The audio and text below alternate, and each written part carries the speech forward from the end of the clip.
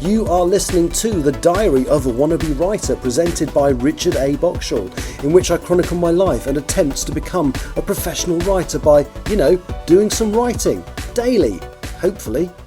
Hello, it is Saturday the 17th of August, and you are listening to The Diary of a Wannabe Writer, and I've managed to make it to 100 shows. This is show 100, so wow. And I kind of was thinking about what I could do for this show, and chatted with T.G. Campbell, the author who writes the Bow Street Society books. Go to bowstreetsociety.com, about what I should do for this. And the suggestion she came up with was to go back to show one and see if I delivered the things I said I would in show one. So I went back and listened to show one, and I didn't really state my aims for the podcast. I just sort of said where I was, where my writing was up to at that point, and very little else.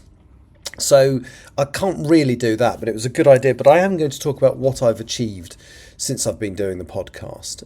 So not a few people do listen to this, and thank you so much if you do.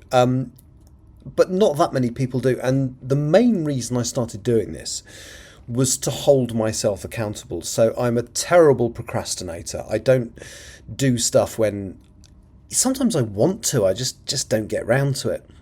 And I wanted to use this as a way of holding myself accountable. So I would, in theory, say to my audience, I need to do this by this date. And I would feel much sillier coming onto the podcast and saying I haven't done it, than if I had nobody to say, oh, I was going to do this, but I haven't done it to. And it kind of works. Okay, I don't sort of hit every deadline. I said at the very beginning, within the next few days, I'm going to submit my book to an agent, my book, The English Hikikomori, to an agent, and I sort of said I'd do it within a few days, and I didn't do it straight away, for a number of reasons. So first, the prep work I needed to do, I think, was a little bit bigger than I wanted, or sorry, not that I wanted, than I realised.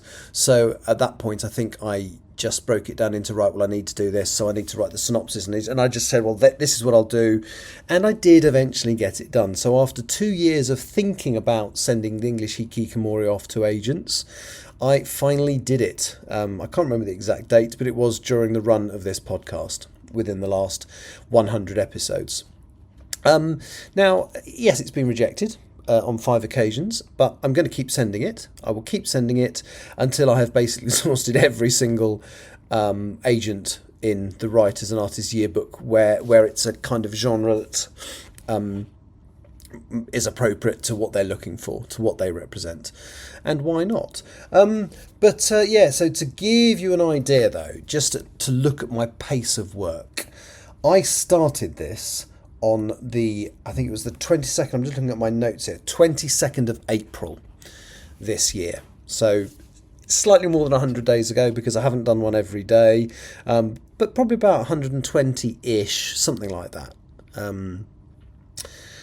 So let's look at what I did before, what I achieved before that. So in the year 2023, so starting from January the 1st, up until, say, the 21st of August, the day before I started doing the podcast, I achieved the following things. So, firstly, I've decided to edit Empress of the Trees. And in that time, I managed to edit 19 chapters.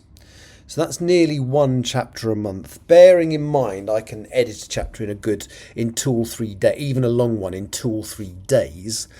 I managed to take 24, 25 on average to edit a chapter. So it really wasn't the most important thing in my mind, clearly, at the time. And that was 16 months, and I edited 19 chapters. What have I done? Oh, and I also wrote 2 short stories within that time as well, 2 new bits of work, which were part of my NaNoWriMo project for 2023.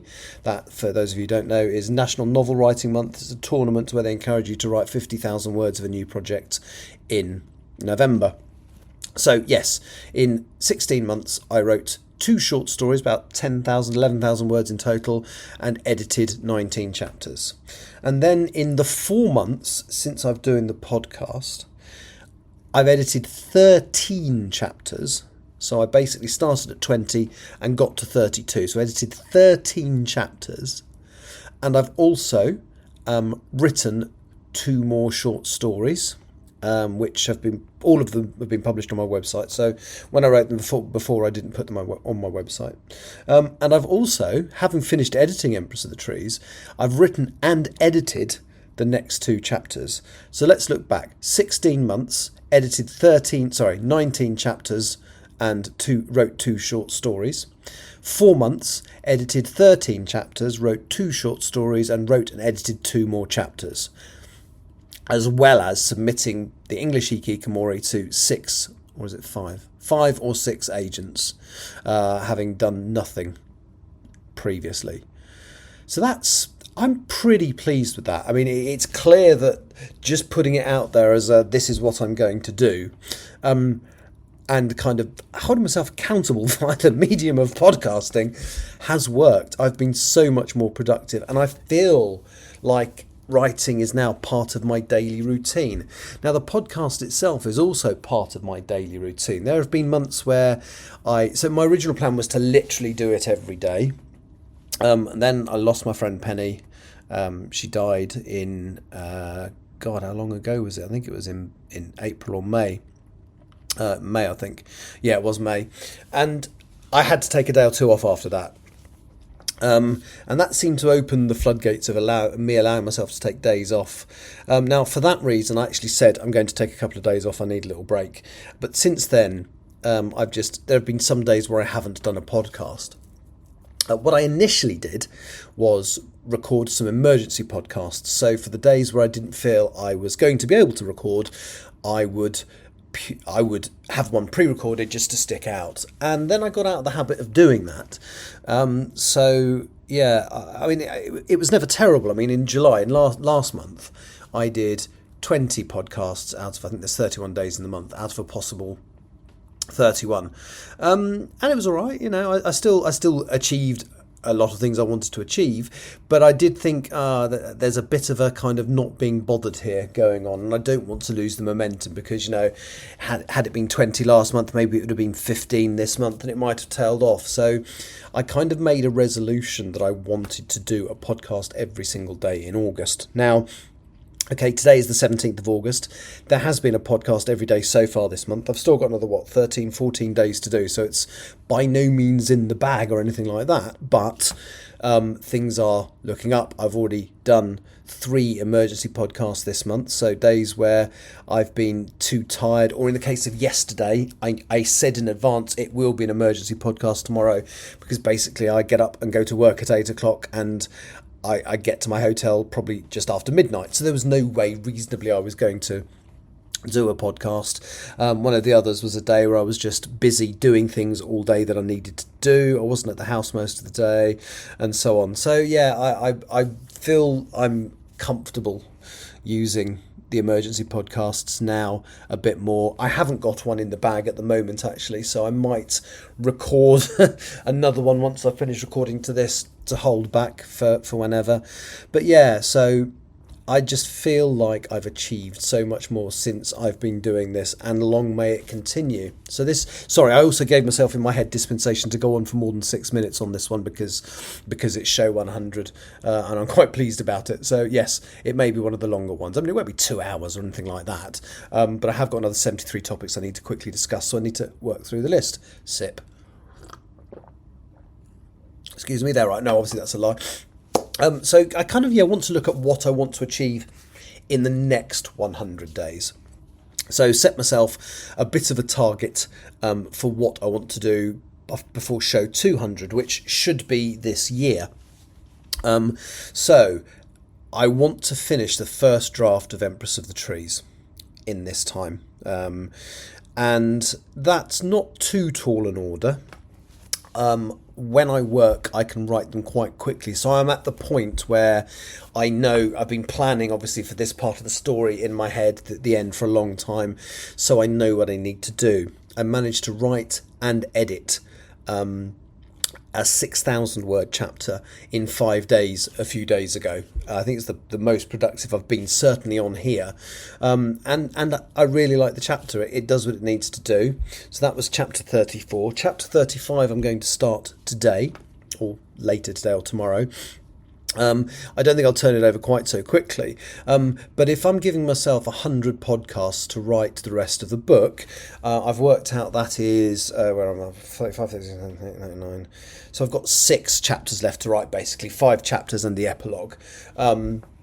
So in theory, that could take me, if I stick to that previous sort of schedule, that could take me 30 days. And obviously, it's not going to take me 30 days because I'm not going to be able to do that level of work. I mean, I wasn't working for those 5 days, for example, but I would like to make myself try and write. I think it's every 16 days I need to write and edit a chapter, so that seems sort of feasible, I think, and I'm going to try and task myself with doing that, because I would absolutely love to have the first draft of this story finished.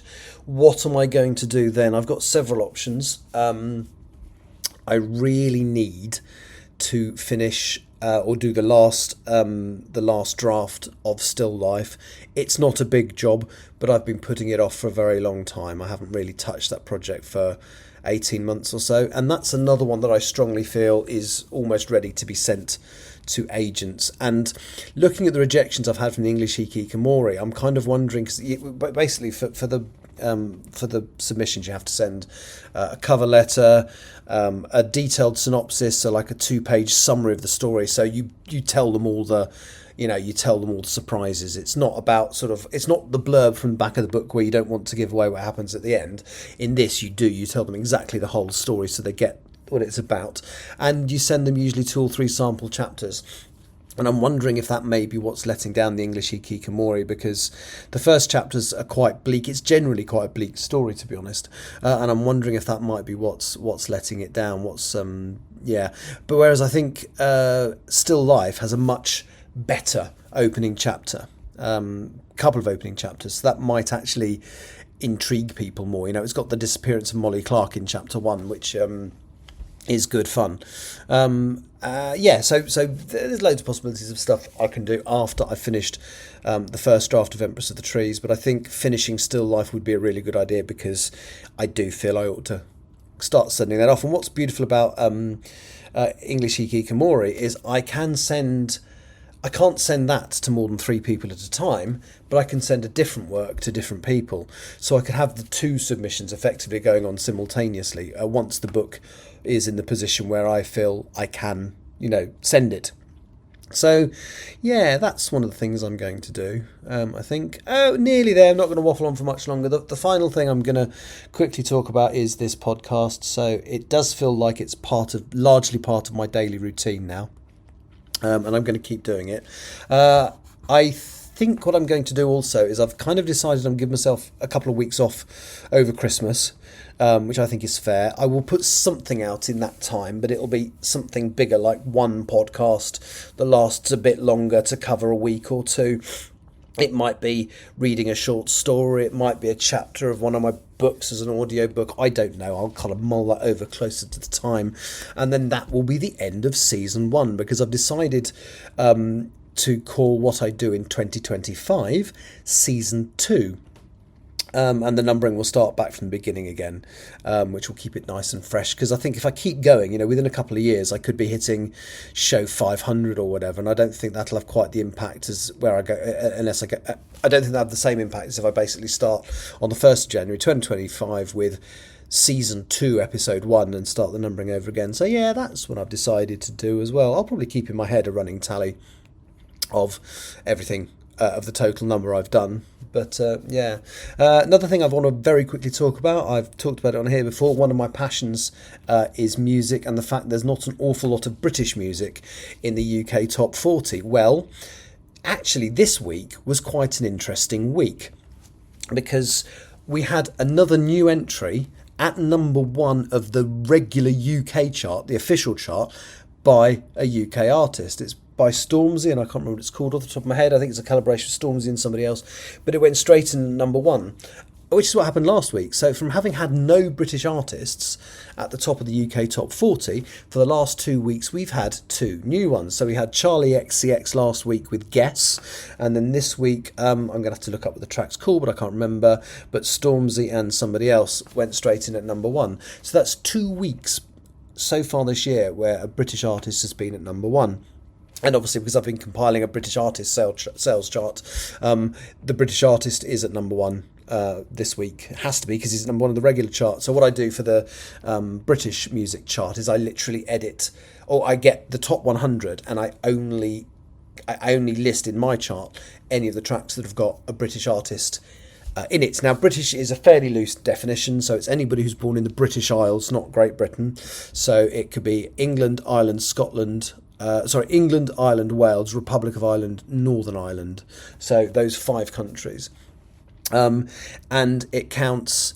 So there was an artist this week who basically was born in this country but has been raised in the US and doesn't really have a profile in this country. Does that count? Yes, he was born here.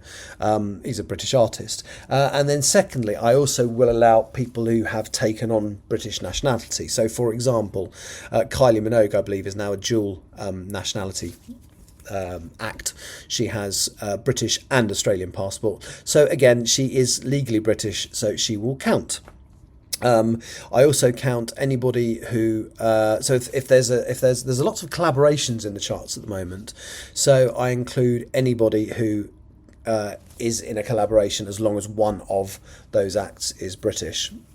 And it's been quite a good week this week. So this is a stat I will compile, and you can see it on my website. I'm the last 2 entries on my website have been about the top 40 chart and my British artist chart. I've stopped doing that, but I've created a separate page as part of my website for me to waffle on about charts and stuff. But this week, 7 out of the 10 tracks in the top 10 are British artists. That's amazing. It then starts to tail off. Only 10 out of the top 20, which is 50%. So it's 70% of the top 10, 50% of the top 20. And then between 20 and 40, there are only another 3 British artists tracks in the chart. So there's a total of 13 out of 40, which I think worked out at, I can't remember what the percentage was, 34 or something, but it was quite low. So that's interesting. So I'm going to keep compiling that information. It's all on my website, which I updated earlier today, and I realised there was no reference to this podcast on my website, so I've also put a little side panel with details of the places that you can subscribe to this. Anyway, that's nearly 17 minutes. It's the longest one. I'm not going to make a habit of doing long ones, just because it's such a significant show. Thank you to the people that do listen. You genuinely do help to inspire me to get a lot more done. You've seen me talk about how much more I've got done in the last 4 months since I've been doing this. So here's to the next 100 shows. I will do another longish one on show 200. Thank you so much for listening. Take care. Bye-bye. You have been listening to The Diary of a Wannabe Writer, presented by Richard A. Boxall. Thank you for tuning in to my random ramblings, and if you'd like to know more about me or my projects, visit my Linktree at linktr.ee/Richard Wright, capital R, capital W. Thank you for listening.